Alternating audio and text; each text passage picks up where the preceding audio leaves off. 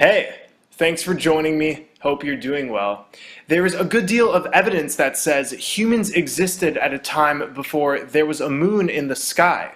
Aristotle said the Pelasgians lived in Arcadia at a time before the moon.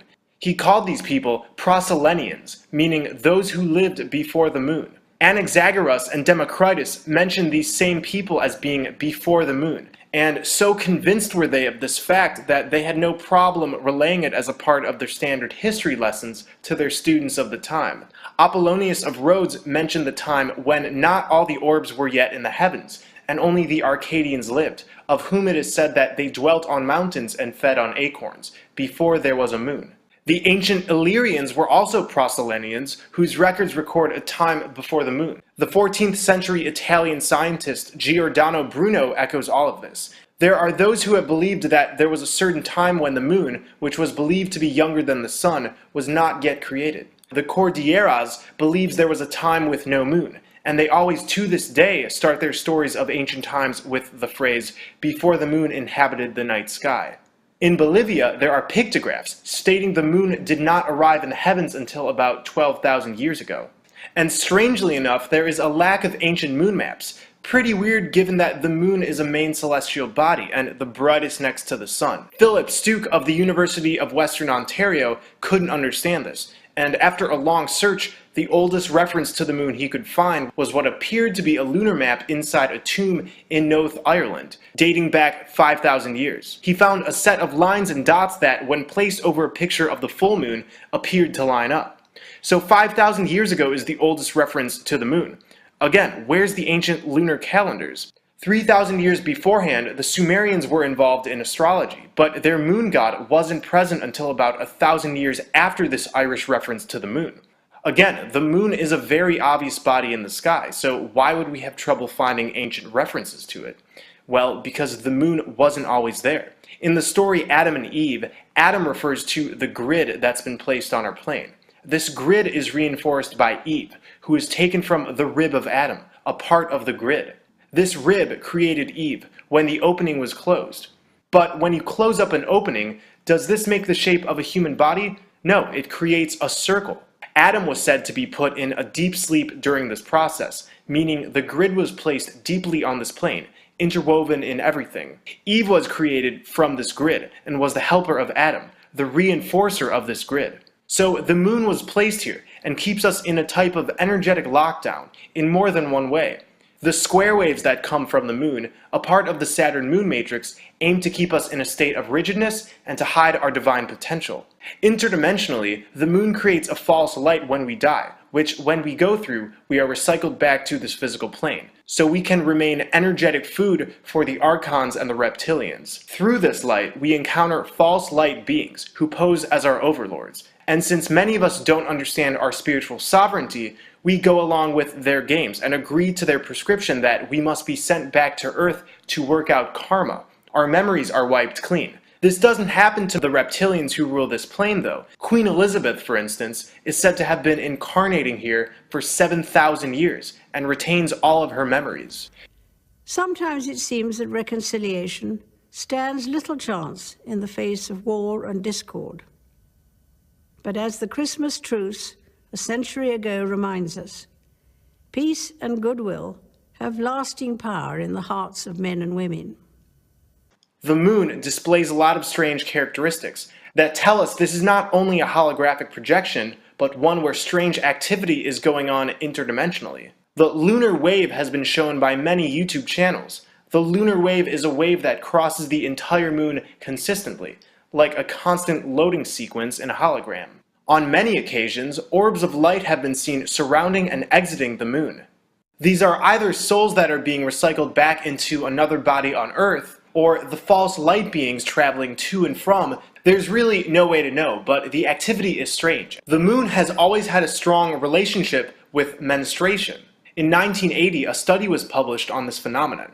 The study mentioned that the lunar cycle and a fertile menstrual cycle are the same, 29.5 days. A real phenomenon exists. In 1986, a study found that there was a synchronous relationship between the menstrual cycle and the lunar rhythm. During menstruation, blood is expelled from the vagina, and there's been a deliberate attempt to make this seem gross and unpleasant, when in reality, period blood is sacred. Throughout the ages, drinking menstrual blood was considered to be the elixir of immortality. One of the most important rituals among some sects of Gnosticism was that of drinking a woman's menstrual blood. Taoists claimed that a man would achieve ripe old age by absorbing menstrual blood, called red yin juice. Chinese sages called this red juice the essence of Mother Earth, the yin principle that gives life to all things. Menstrual blood is full of healing stem cells, which can activate our cellular capacity to regenerate our bodies. This is scientifically accurate. Menstrual blood is known to be an abundant source of stem cells.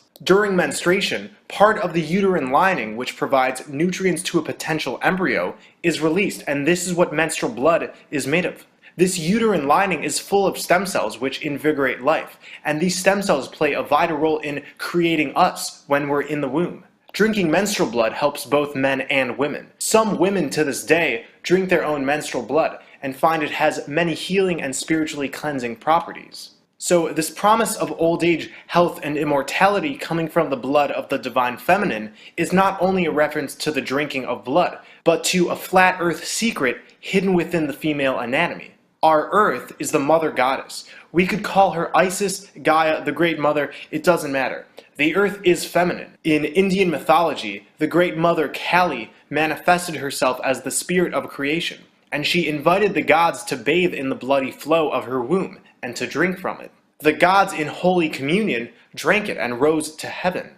The Norse god Thor reached the magic land of enlightenment and eternal life by bathing in a river filled with the menstrual blood of a giantess. And the Norse god Odin acquired supremacy by stealing and drinking the blood from a cauldron in the womb of Mother Earth. Egyptian pharaohs achieved divinity by ingesting the blood of Isis.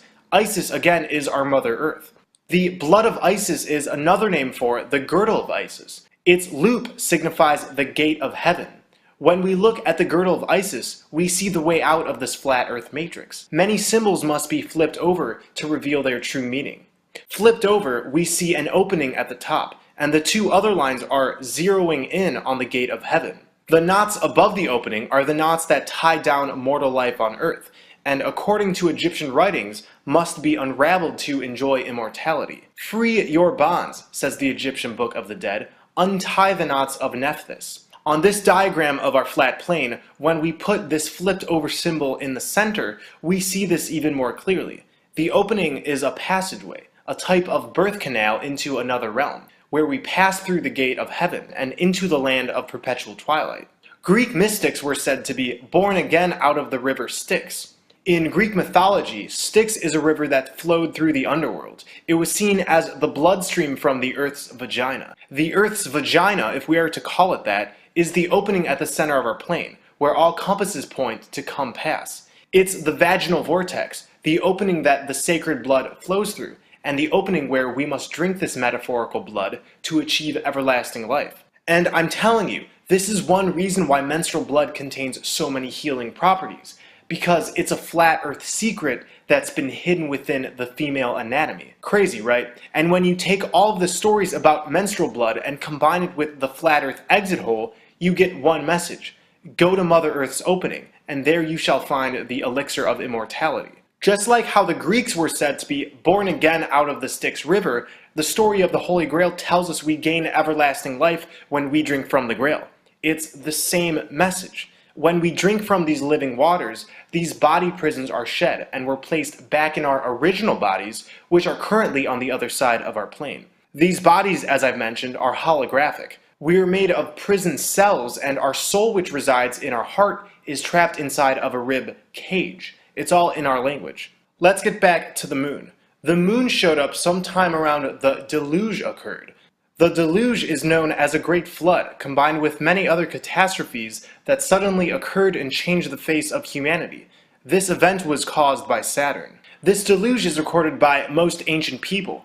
The Bible talks of the flood of Noah. The Hindu flood is discussed in the Matsya Purana. The Chinese have the great flood of Gunyu. The Hawaiians, the Aztecs, the Aboriginals, the Incas. I could go on, but you get it. Leading up to this flood, there was a celestial battle between the energy bodies of Saturn and Jupiter.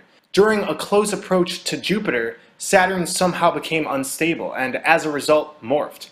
At the end of the event, Saturn had become a fraction of the size that it used to be. It also had rings that weren't previously there. This sparked the deluge. Before this catastrophic event was the Golden Age of Cronus, also known as the Golden Age of Saturn. It was a time of bliss, harmony, and abundance. The tractate Brachot of the Babylonian Talmud points to the celestial body Kima, their equivalent of Saturn, as the source of the deluge. In the Mexican codices, it says the Great Flood was caused by Saakati, their equivalent of Saturn. And the Osirian mysteries of Babylon refer to the transformation of Saturn during and following the deluge. Metaphysically, we can only give our best guess as to what this catastrophe means. Once again, here's my take. Saturn is the holographic projector of our current reality. This is why the elite worship Saturn, or Satan as the name morphed into. This projection, this hologram of physical existence, is very enjoyable for the archons and the reptilians. It provides them energetic food, control, and power, and they've mastered how to achieve it on this physical plane. This is why they worship the projector that they hacked. We lived in a wonderful holographic playground beforehand, during the golden age of Saturn, and were probably able to transcend dimensions at will, communicate telepathically, and revel in all of the divine knowledge and wisdom of our higher selves. The quote, breaking of Saturn and subsequent deluge signifies the time when the holographic projector was somehow tampered with. The archonic reptilian virus started to plague this hologram, and what used to be a great matrix was now a confining one. Over time, ancient knowledge was lost and we forgot who we were. Many ancient sources recall Saturn as shining down on Earth, casting a brilliant light comparable to the sun. This energy body that we're projections of, like I said, became smaller and had rings. So perhaps this means the projection now was of limited capacity, focusing on a specific band of frequencies that allowed the archons and reptilians to operate their plans of control best. After the deluge, all the natural perils we know now to be common began. Tornadoes, earthquakes, storms, sickness. These things, according to the ancients, did not exist before the Great Flood. The human lifespan was drastically reduced, and much of the Golden Age's lush vegetation was destroyed. Paradise became hell. And to make things worse, the moon was put up in the sky and became intertwined with Saturn in the Saturn-Moon matrix. Like I said earlier, in Bolivian pictographs, the moon is dated as being in the sky 12,000 years ago, around the same time the Great Flood is said to have occurred. There was the Golden Age. Now we're in the Iron Age. In this age, might makes right. Immoral behavior is encouraged. Money rules all without restraint, and basically everything is the inverse of what it should be. So now that we're in the Iron Age, many of us are being called home, to the center of the plane. More and more of us are using our divine creative powers to create heaven on earth. And we're spilling our blood over our intent to speed up this process. If you haven't yet, do a quick search of blood over intent on YouTube and replicate the videos you see. There's a lot of us. Place your blood beside ours. And despite what many are claiming, this is far from a satanic ritual. This is an intent that we're locking into this matrix for the benefit of all. So the center of our plane, the vaginal vortex, is ultimately where we will go. The details are unimportant right now. Don't get hung up on how we're going to get there. We first must get enough people spilling their blood, sun gazing, placing their feet on dry soil every day, and filling their hearts with love for the benefit of all. Trust me, over time this will all physically come together. Blood over intent is the one focal point that we'll gather under. So once we're there, is everything going to be paradise? Well, yes, we will be in the land of perpetual twilight, and we won't be trapped in a body with a reptilian complex, chakras, and kundalini implants. However, this doesn't mean the battle will be over. There's no way to know 100% how far interdimensionally this battle of consciousness has been going on. Good versus evil, high frequency versus low frequency. Because this matrix is in pain, it may be causing trouble for all other frequencies. When we're back in our original bodies, we may feel called to keep spreading love throughout all planes of existence we go from there. in hopes of one day establishing a universal age of love and unity among all planes of existence. Or we'll simply be in paradise, away from this holographic hell that we've been uploaded into. Check out my channel for more. Quasi Luminous also has a great channel. Thanks for watching, everyone. I love you all.